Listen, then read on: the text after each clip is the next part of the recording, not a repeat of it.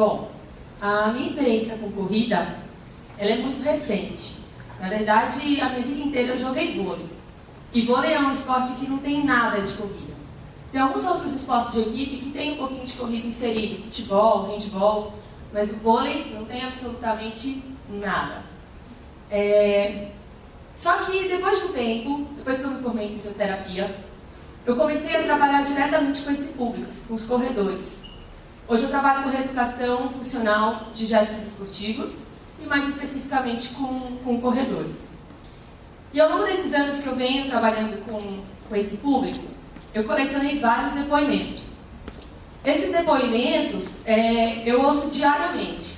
Por dia eu conheço pelo menos 1 ou 2 corredores novos e a gente vai vendo que os assuntos acabam sendo os mesmos. E eu resolvi compartilhar com vocês os 2 principais assuntos que o corredor gosta de falar.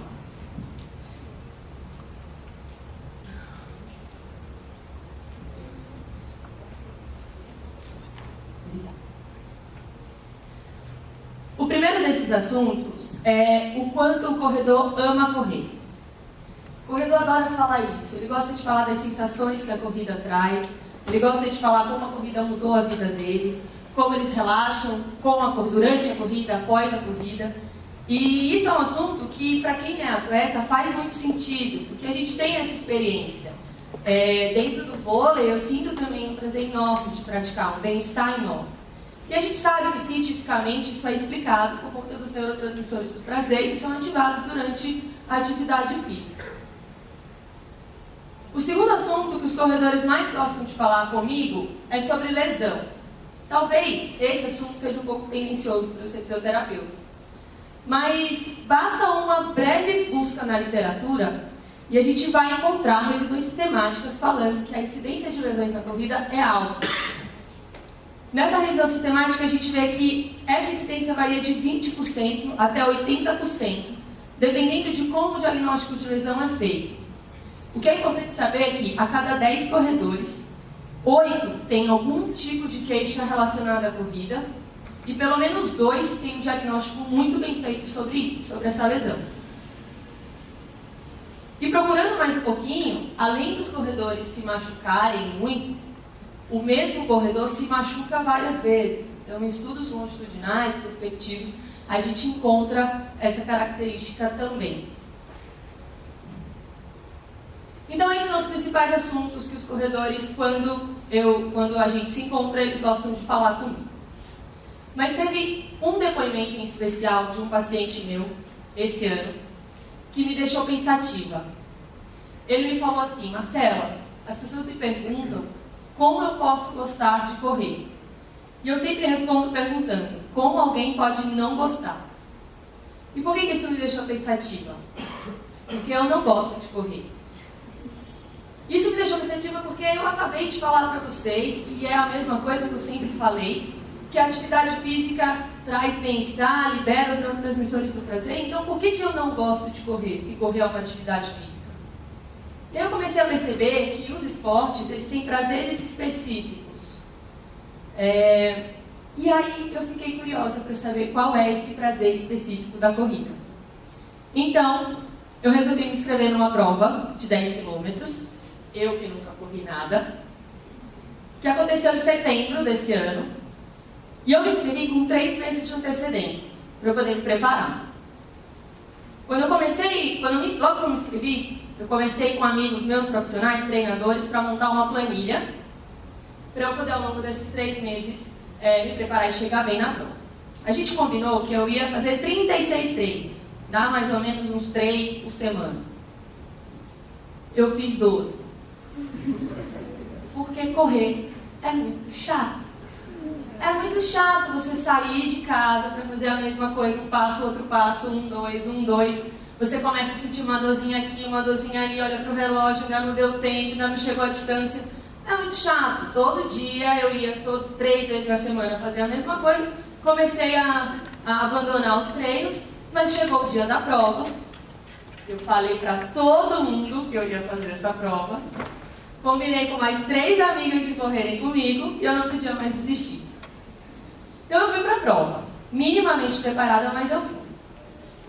Quando eu cheguei lá, eu pensei, eu vou correr bem desencanada, eu não vou me preocupar, se eu conseguir fazer os 10 quilômetros, ótimo, se eu não conseguir, tudo bem também. Vou curtir a prova. E essa sou eu correndo a minha prova de 10 quilômetros em setembro. Aproveitei para tirar uma foto em cima da ponte da cidade universitária. E, como vocês podem ver, bem despreocupada mesmo. E aí, eu consegui completar os 10 quilômetros. Fiquei muito feliz de completar o desafio, mas mais do que isso, pela primeira vez, eu gostei de estar correndo. Nessa prova, durante a prova, foi a primeira vez que eu parei e pensei, putz, como isso está gostoso. E aí, eu comecei a entender qual é o prazer específico da corrida que eu tanto estava procurando. O prazer da corrida está exatamente em você não precisar se concentrar em nada. Você não precisa pensar no movimento. Eu estava nos meus treinos pensando da mesma forma que eu penso no vôlei. No vôlei você está pensando na formação da jogada, na estratégia que você vai usar, como está o posicionamento dos jogadores. No vôlei você não pode tirar a atenção do jogo. Na corrida você pode. E se você ficar prestando atenção na corrida o tempo todo, é chato, porque a corrida é 1, 2, 1, 2, 1, 2. Você tem que aproveitar nesse esporte para libertar a mente. A corrida permite que a gente tenha uma mente livre. E nessa prova eu descobri isso. E aí eu comecei a entender por que as pessoas gostam tanto de correr e por que meus pacientes falavam tanto isso para mim. Isso acontece na corrida porque é um esporte, é um movimento que ele é controlado por circuitarias baixas. Ele é um movimento automático. Então, a gente só tem ação cortical na hora que a gente vai começar a correr. E em algum momento durante a corrida a gente precisa mudar o padrão, ou desviar de algum obstáculo, algo assim. Fora isso, o movimento é todo controlado por circuitarias baixas. Então, se a gente pega um gato e decortica esse gato, ele vai andar e ele vai correr. Porque esses centros geradores de padrão, eles atuam através das circuitarias baixas, e esse gato vai se movimentar através de movimentos repetitivos, e o que leva também a gente a entender por que tem tantas lesões. Então, a corrida é um movimento repetitivo, com pouca demanda atencional. Se um movimento sai errado no passo, a tendência é isso acontecer em todos os passos.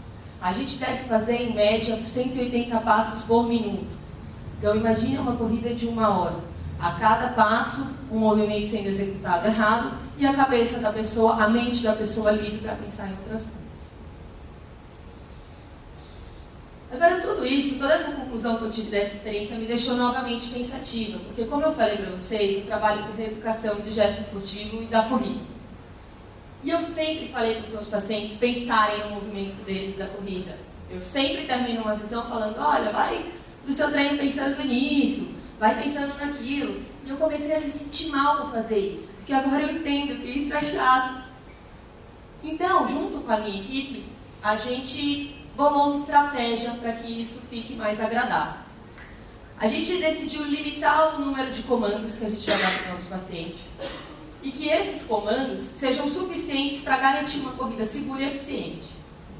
Depois da gente pesquisar biomecânica, controle motor, a gente chegou a 2 comandos e um complemento.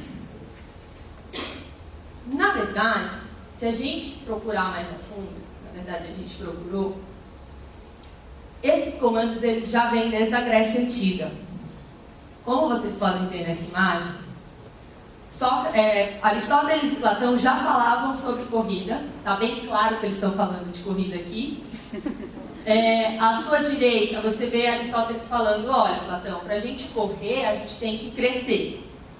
Por que crescer? Porque correr a gente faz em pé. E em pé a gente tem que vencer a gravidade.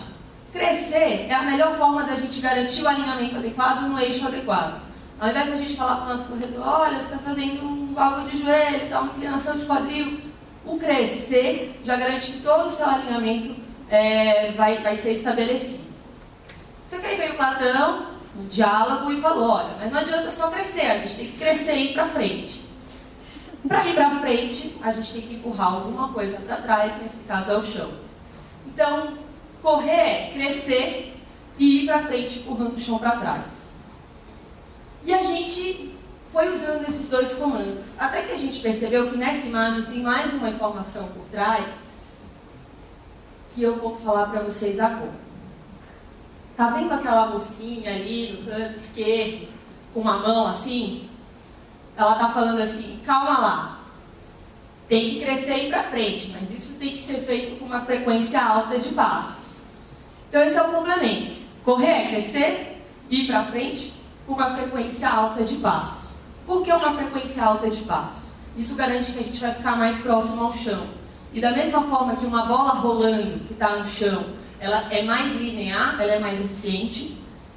O contrário de uma bola que quica, que ela perde mais energia no processo e ela não faz um percurso linear. A corrida tem que ter uma frequência alta de passos para a gente se manter o mais próximo do chão possível. Muito bem, então agora a gente já entendeu. A corrida tem que, para os nossos pacientes, a gente tem que dar o mínimo de informação possível e garantindo que a corrida está sendo bem feita. Mas ainda assim, a gente sente uma angústia, porque o ideal mesmo era que ele não precisasse pensar em nada. E esse é o nosso próximo passo. Agora que a gente reduziu o número de comandos, a gente precisa garantir que daqui a pouco ele não precise pensar nem nisso. Como a gente consegue isso? Através de repetição. Vocês já tiveram com certeza esse tipo de experiência. Toda noite a gente, antes de dormir, coloca o nosso despertador para tocar e é sempre no mesmo horário. Até que um dia, por acaso distraído, a gente acaba ou não colocando, ou colocando o despertador no lugar errado, no aplicativo errado. E curiosamente, o despertador não vai tocar, mas quando dá às 6 horas e pouco, você acorda. Isso acontece porque a gente cria um hábito. E isso é porque isso foi repetido muitas vezes. A corrida é a mesma coisa. Se nosso corredor pensar repetidas vezes que ele tem que estar correndo, crescendo, indo para frente, uma hora isso vai ser automático, ele não vai mais precisar pensar, ele vai ter a mente livre e vai correr da forma segura. Então, o que o corredor deve pensar quando corre? Considerando que ele cresce e vai para frente, mantendo uma frequência alta de passos, ele está livre para pensar no que ele quiser e manter o prazer específico dessa atividade e se manter praticando, porque ele vai reduzir o número de lesões. Com isso, a gente alcança o maior objetivo que nós temos como profissionais da saúde: garantir que ele está fazendo atividade física e garantir a promoção de saúde para esse paciente. Obrigada.